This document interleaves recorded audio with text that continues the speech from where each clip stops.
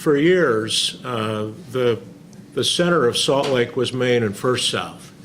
And if you were a top drawer company in Salt Lake City, you located your office as close to Main and First South as you could afford. That's now shifted to Main and Second South. Jim pointed that out, others have talked about it. So Main and Second is now the key intersection. Now, as the City Creek project comes on and they open up more office space, we may see some shifting of that a little bit. But right now, this is the key spot. And I think what a lot of people forgot when they moved into the suburbs and they moved off of Main Street was the importance of the informal interactions. Running into somebody on the street, doing what you needed to do in that little 2.5, 5-minute exchange, as opposed to the extended time it took to get on the telephone or to set up a meeting and get calendars cleared. And I think that's the real critical thing. The other is, and I'm remembering back to Elliot Wolf's comments, and some of you may remember Elliot, some may not, but really one of the best retailers in downtown Salt Lake. And despite his, deer hunting specials and back to school specials and everything to bring people from Evanston in, he said, people who shop downtown work downtown.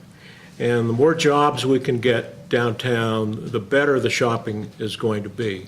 And what I'm seeing are, I can walk out and I can get a tofu and a rice bowl across the street. I can get, a cardiac clogging sandwich just around the corner.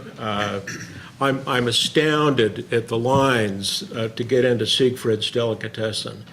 I mean, I think when Siegfried's moved from 3rd South and West Temple up into the space there on 2nd South was probably one of the most brilliant moves that they've done. Is when Golden moves downtown, I think we're going to see more business here. The beer hive up the street, remodeled building, I think is just doing extraordinarily well. And I think that's the kind of facility the Golden people will likely spend some time at.